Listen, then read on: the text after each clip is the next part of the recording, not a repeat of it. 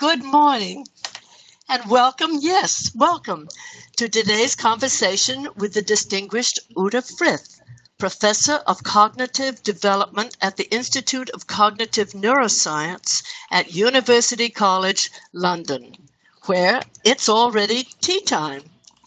Thank you so much, Dr. Frith, for joining us. It's an honor, an incredible honor to introduce you. It's a pleasure. It's a pleasure. Thank you very much for asking me to take part in this. Well, now I hope that Chris is going to show all your awards because they're impressive beyond belief. Have you got them up, Chris? I will get them up in just a moment. Okay. Yes. Because what I wanted to, here they come, because that's impressive. And you say, Chris, there wasn't even room to put them all down.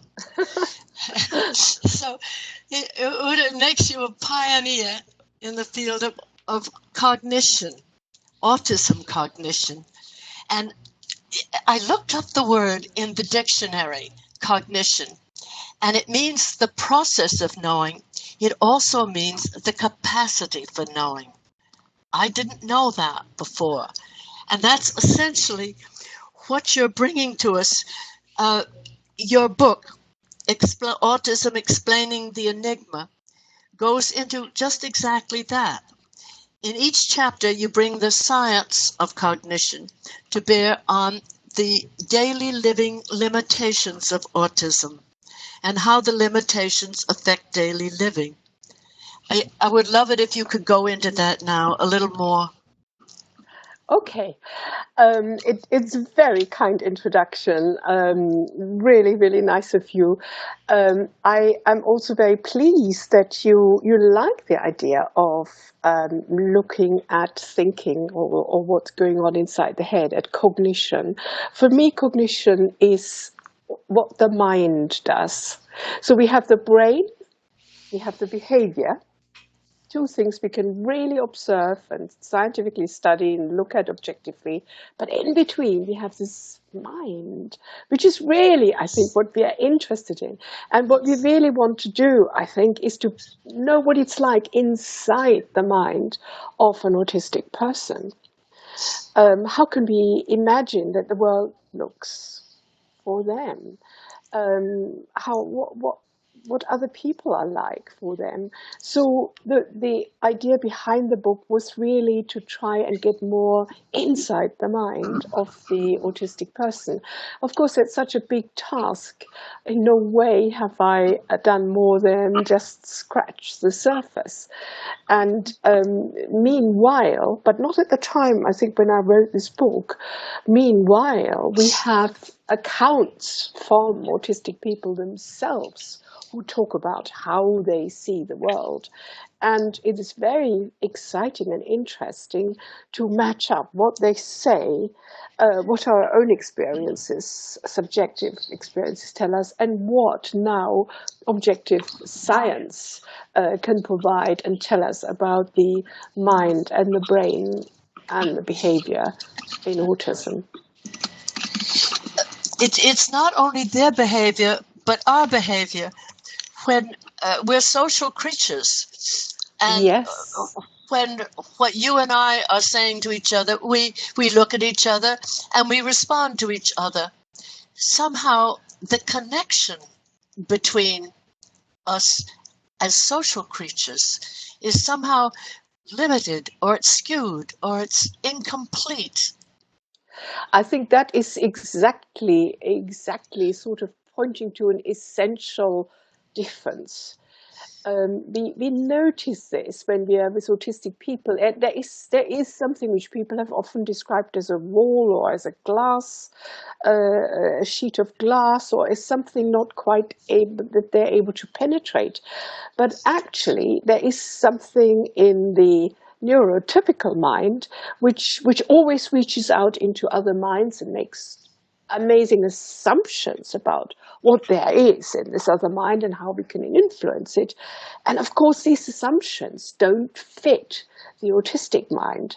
And we notice this. We notice there is something very strange and difficult And it is a huge task to try and explain, first of all, what makes us so social in this particular sense, more social perhaps than other social animals, but we can argue about that, and what makes the lives of autistic people somewhat less social. But I would want to say, in no way do I think that their lives are asocial. They also have a social world. They're also influenced by others, but I think in a rather different way. And that still, I think, remains to be explored. Well, yes, I see exactly what you're after, and I've been down that road. I see a couple of things. For one thing, I see parents lose a sense of themselves. If my child doesn't know who I am, who am I? And parents lose a sense of their own identity in that block. I think that's an extremely deep observation, because parents have to supply so much of the normally two-way cooperative business in the social interaction that this sense can get lost. But it is still a marvel to me that it is possible to do all this work, which normally is done separately by two people, almost by one person for two. So we do see that people actually behave quite differently when they talk to autistic people. I am very different. I have noticed that when I saw occasional videos of myself talking to autistic people. Is that me? It's me who is the odd person in such a video. It's me who makes some sort of strenuous and strange attempts to get a conversation going, that kind of thing, and it shows how actually the autistic person isn't behaving so strangely in that situations. It's very often the other people who are behaving very strangely in this social game, in this very reciprocal interaction, where in the end you just take on a lot of the job, a lot of the task on yourself, and perhaps you shouldn't. That's a difficult thing not to do. I think you're right, though, because when parents lose a sense of their own identity, they feel they're no good as parents and no good as people. Oh, it is so, and that's yeah. what I meet over and over, and you must meet too. I have from the very beginning that I was really, drawn into studying autism, and I saw parents. I could observe this extraordinary feeling of taking the blame, of feeling guilty, of thinking they could have done something different. They've done something wrong, perhaps, to not to get this child into the normal developmental path. And from the very beginning, I said, no, I must tell parents that this cannot be so. It is not possible to create an autistic child just because you want to, just because you behave in a very strange way. That is just not possible, and therefore they should not feel this sense of guilt.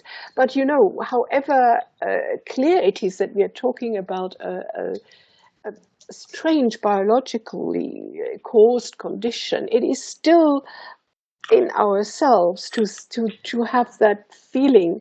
Perhaps if we had done something different, perhaps we could have changed it, perhaps we could do something.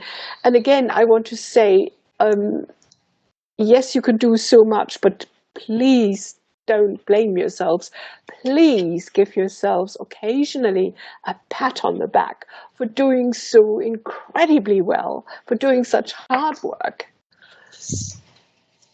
Yeah, and it is hard work, and that guilt that haunts mothers, there's nothing you can do with guilt.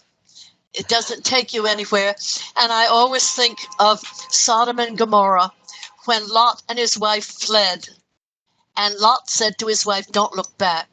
She looked back, and she was turned to a pillar of salt.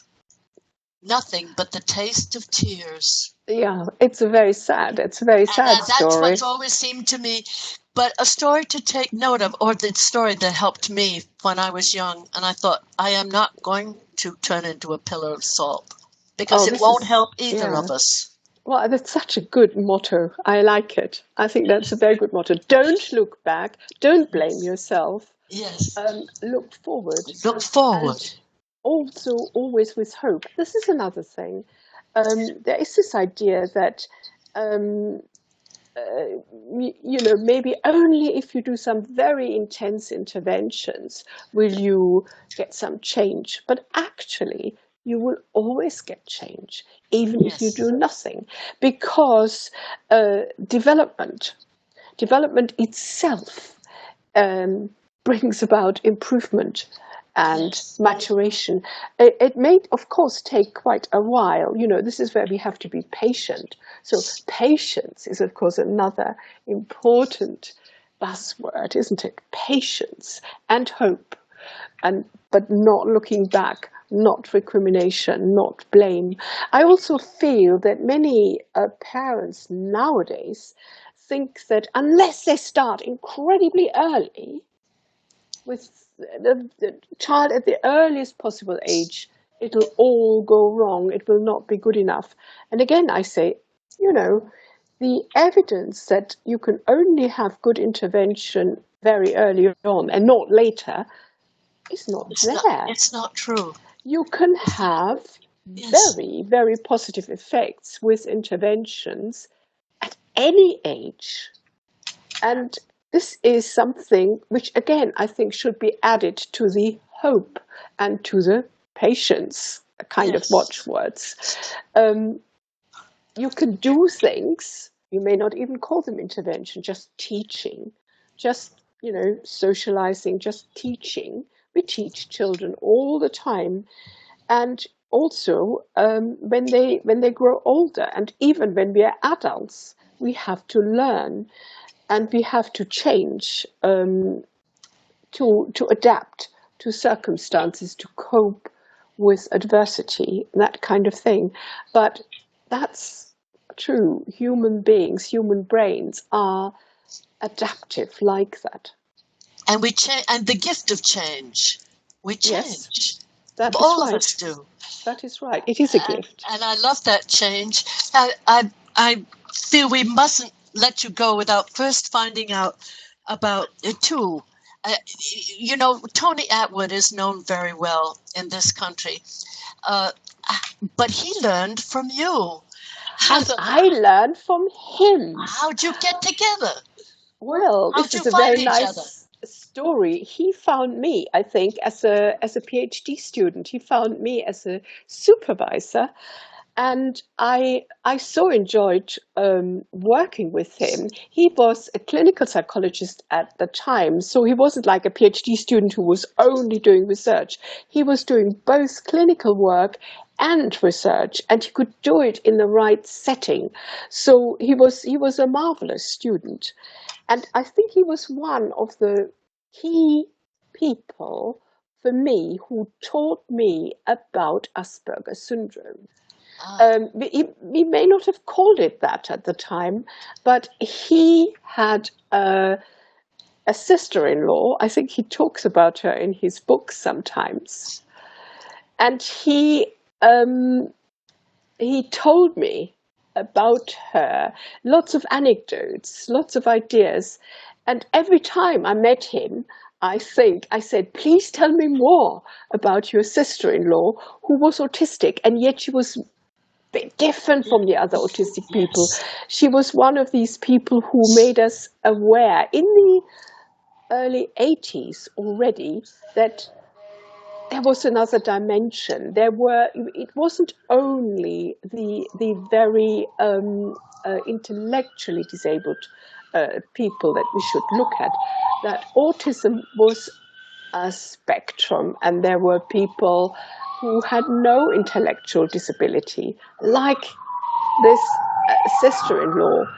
And it was so interesting that you could still see the features of autism all present, but in a very different way, playing out in a very positive way, actually, showing some marvelous advantages of being autistic. Well, this reminds me of long ago in the early 60s doing research before the name Asperger had appeared. And I had wonderful talks with a psychiatrist who taught me a great deal, and she called them sand in the machinery. Oh. She said they are those who may be the aunt who lives upstairs but never makes connection to anybody, but teaches the children French.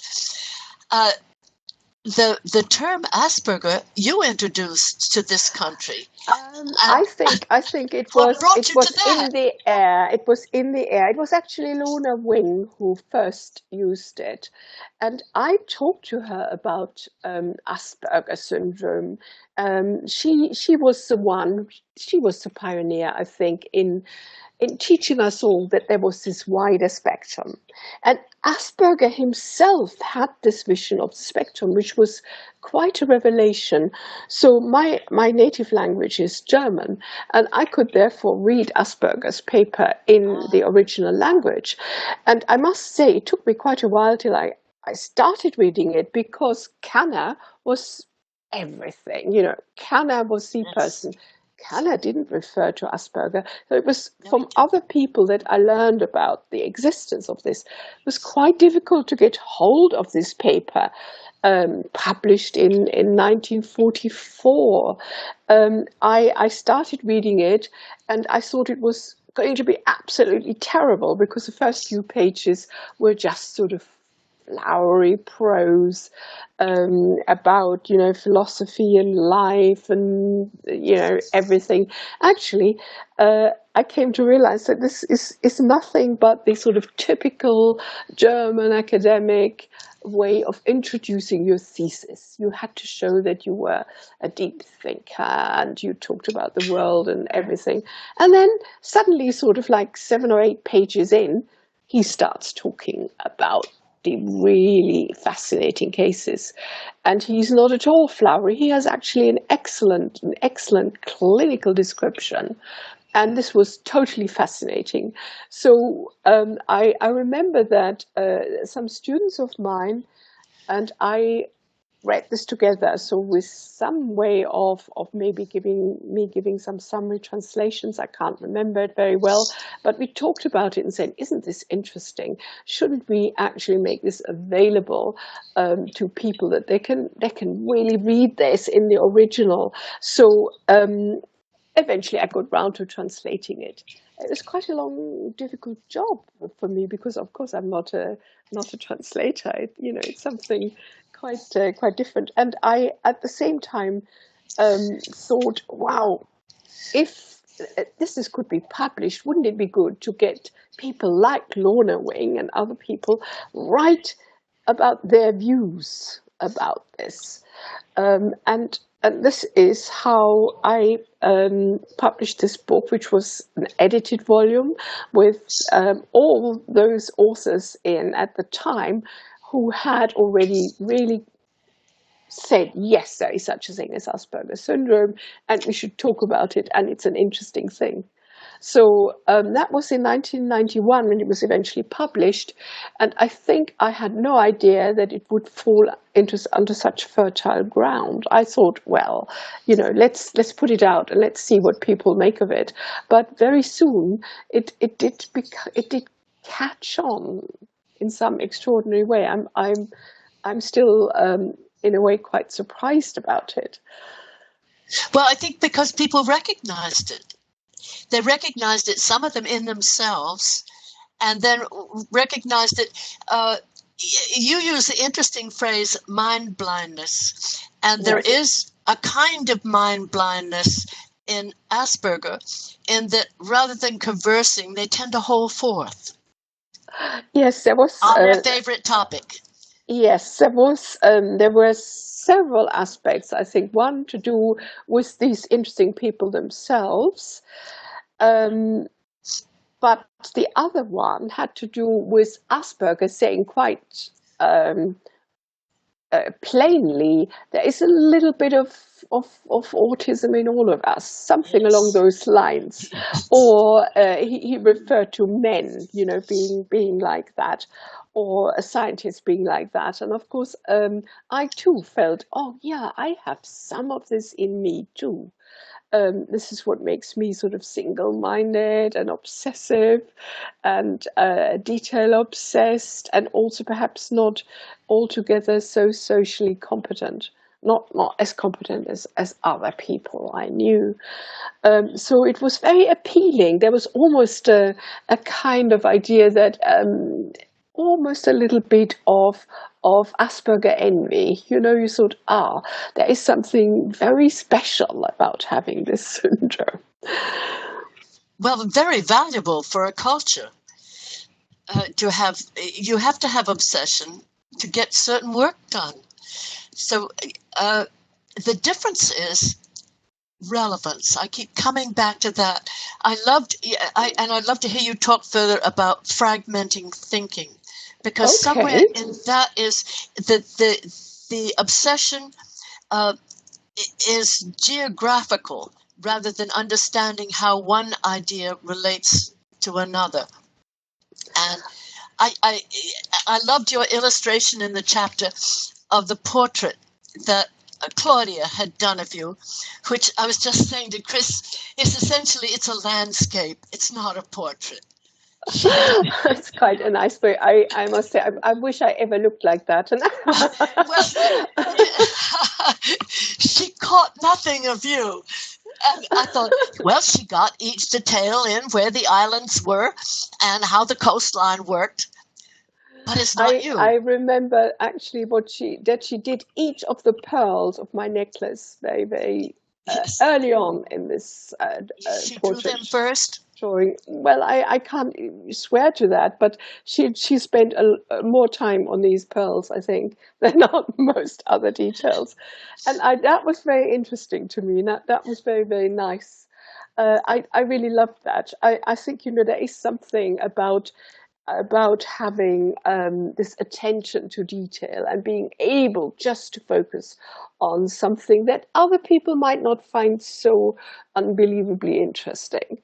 And yet it becomes something very special when you do focus your interest on it. So yes, there is something amazing about this, which I think we are still trying to unravel, because I talked about maybe a fragmented world, but many people have criticized this and said, "Wow, this is rather negative."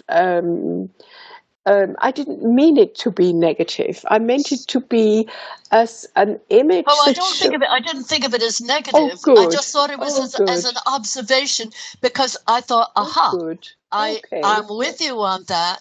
And it's confusing to other people. And the nearest I could come to is there's no sense of the relevance of one thing to another, particularly when it comes to ideas. That's an interesting interpretation. I think we don't yet know what relevance really is, and how important the context is for us. I mean, It's so interesting that we interpret every utterance differently in different contexts, which doesn't seem to be the autistic way. There is much more of a sticking with a more literal meaning, and not being so amazingly flexible in interpreting one particular thing against different contexts in different ways. So this has its advantages. It's almost like saying, hold on, you can't just sort of turn around and interpret things according to just like you want them to in this context or in another, but hold on to certain basic rules, certain basic categories and things. So that's an interesting quirk of the mind. Well, I feel the more we spread these things out on the table, not in judgment, but as a way to look at them. We can't look at them until we put them out in front of ourselves and say, oh, she's got the pearls down, but where are you? But that is always very So difficult, we look for different things in pictures. Yes, we do. I think one of the interesting reactions I had to the book, it has this picture of this painting, this wonderful painting, which has quite a central role in the way I interpret mind blindness. I used it because to me, when I saw this painting actually in the Louvre in Paris, at the time I was writing this book, I said, look, this is exactly an example of where our amazing ability to attribute mental states to other people, even in paintings, even, made up scenes is clear and obvious. And I talked about it, how we can tell a story, how the painter can assume that we will follow him and his thoughts. And one of the reactions I did get was from a wonderful autistic woman who said, wow, this makes no sense to me at all. When I see a painting, I'm interested in the brushstrokes, in the color, in the relationship of light and the dark, all of the things that are really to do with making this painting. Never mind this kind of story that you attribute, that you make up. The actual interest is that other layer, is the materials that the painter conjures this up with. So it's almost as if you go too deeply into the story, you're drawn into this, you cannot see the technique anymore, and that's actually a great pity. But on the other hand, if you're drawn to see the details of the brushstrokes and the different kinds of colors, you may miss out on maybe what you call relevance, this sort the of social message. Story. You lose the social story. The social story. It's yeah. painting with a So story. interestingly, it's very difficult to have both. We can't do everything.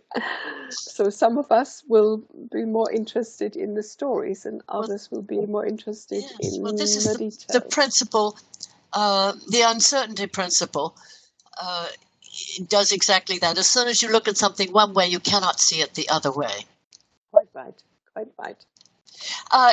I think we've come to the end of our time, and I just want everybody who's catching us this morning to know that Dr. Frith and I are going to exchange letters so we can talk further.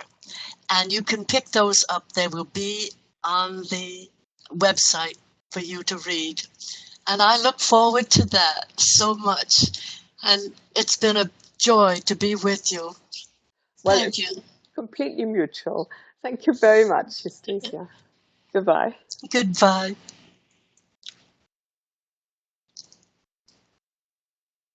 Are we